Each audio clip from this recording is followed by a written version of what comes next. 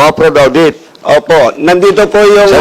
Sabi po. Okay, you have a copy of that? Please submit to the security. Yes, sir. Yes, sir. Second, so you have a document that indeed COA received that document. Tama? Yes, Your Honor. Okay, now, ang next question. May kopya ba kayo? May kopya ba kayo that COA answers that appeal memorandum? Did Yes, COA Your answer Honor. that Yes, appeal Your Honor. memorandum? Yes, Your Honor. 2024? Ang deed of assignment po ay February 12, 2014. Ang findings po ay 2017. Ang amendment po ay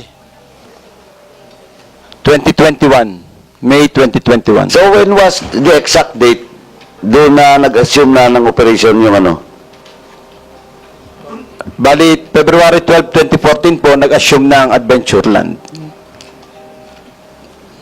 2014, nag-assume na? Yes po, Your Honor. Based on these documents. Pero gumawa kayo ng amended contract, Yes, Your Honor. 2021. Yes, Your Honor.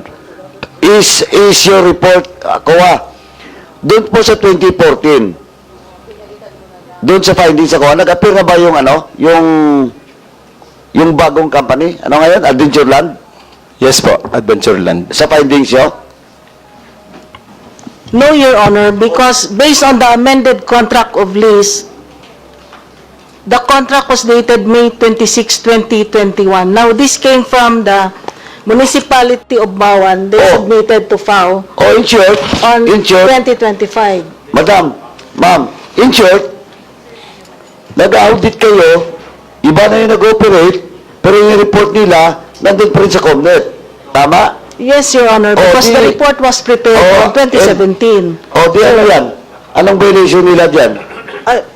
There was a violation, Your Honor, of course. At that time, the violation is on, there are 5 findings actually, and I just read the first finding, but there are violations. For example, the bid price, the rent No, was ma'am, undervalued. Sorry po. Kasi pong original lease contract is between COMNET From and Municipality of Bawan. Yes. Now, 2014, no? Sinasabi may deed of assignment. Di ba? 2014 daw.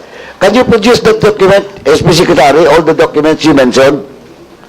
Kasi, ma'am, 2014 po may deed of assignment daw.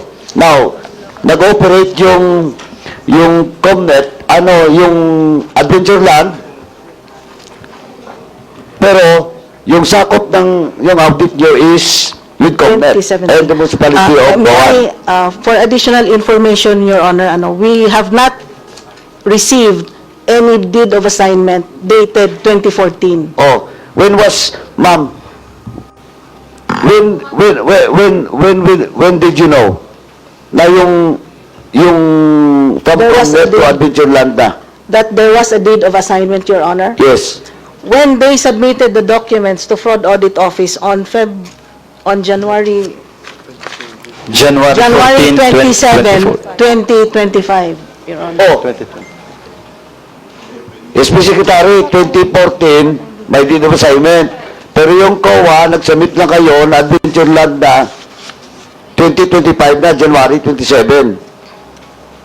O di, anong tawag doon?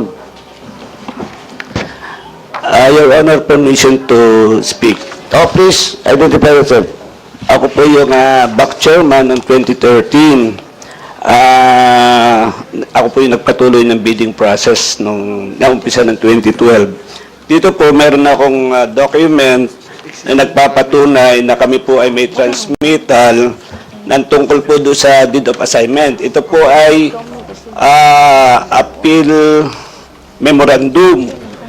Nandito po yung tungkol sa deed of assignment. Attached po yung Sabi po, appeal memorandum addressed to what? COA Fraud Audit. COA Fraud Audit. Opo, nandito po yung... Sabi po. Okay, you have a copy of that? Please submit Yes, to the security. yes, sir. Yes. Second, so you have a document that indeed COA received that document. Tama? Yes, Your Honor. Okay, now, ang next question. May kopya ba kayo may kopya ba kayo that COA answers that appeal memorandum? Did Yes, COA Your answer Honor. that Yes, appeal Your Honor. memorandum? Yes, Your Honor. Anong date ng sagot ng COA doon sa appeal memorandum? Sagot po, I mean to say, naintindihan ko po, ang alam ko yung receiving copy, na nandito po Ay, yung... po, andali, okay na yan. Yung kopya nyo na pinadala sa COA, tagalogin natin, na pinadala sa COA, sabi mo nga, may receive copy kayo. Tama? Opo. O, submit to this committee, ha? Yes, Comsec. Now, second question. Do you have also a copy of the answer of COA appeal memorandum? wala po, Your wala. Honor. So, wala. Wala po, Your Honor. So, nagpadala kayo ng report nyo to cure the fraud audit findings January 27, 2025, tama? No, Your Honor. Ito po ay 2018 nung ipadala namin. Yung appeal memorandum. Hindi nga, sinasabi ko nga, yung sagot nyo, yung pag-cure nyo, nalaman lang ng COA, January 2025 na. Dahil nagpadala kayo ng sagot nyo dun sa COA. But prior to that years, wala.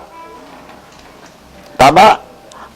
Your Honor, ito po ang appeal na to na padala namin ng 2018, nandito po yung deed of assignment na mention. Oo nga, pero sinasabi ko kasi, ongoing yung fraud audit, di ba? Tama, ma'am? Okay po, Your Honor. In the year 2018, Your Honor, tapos na po yung fraud audit report. Oh, tapos na pala yung fraud audit. So, After that, we issued a notice of disallowance received on July 27, after which they filed an appeal. Mr. Chairman. Yes, Chairman ako. Ma'am, kindly turn off the microphone. Do you want to, before I recognize Chairman ako? May gusto ko bang sabihin, ma'am? yes, Your Honor. Please proceed, Chairman ako. As additional information, Your Honor, maybe that 2018 was in compliance with the notice of charge which the fraud audit team issued dated March 18, 2017, and which was received by the municipality of Bawan on June 27, 2017. So yun po ang yung compliance siguro yon. And in addition, sa fraud audit report, it was clearly stated in number 5, page 3, that no written notice of formal assignment of lease of rights made by COMNET nor confirmation thereof by the municipality of Bawan was submitted to the fraud audit team. Now, this fraud audit report is dated 2017, Your Honor.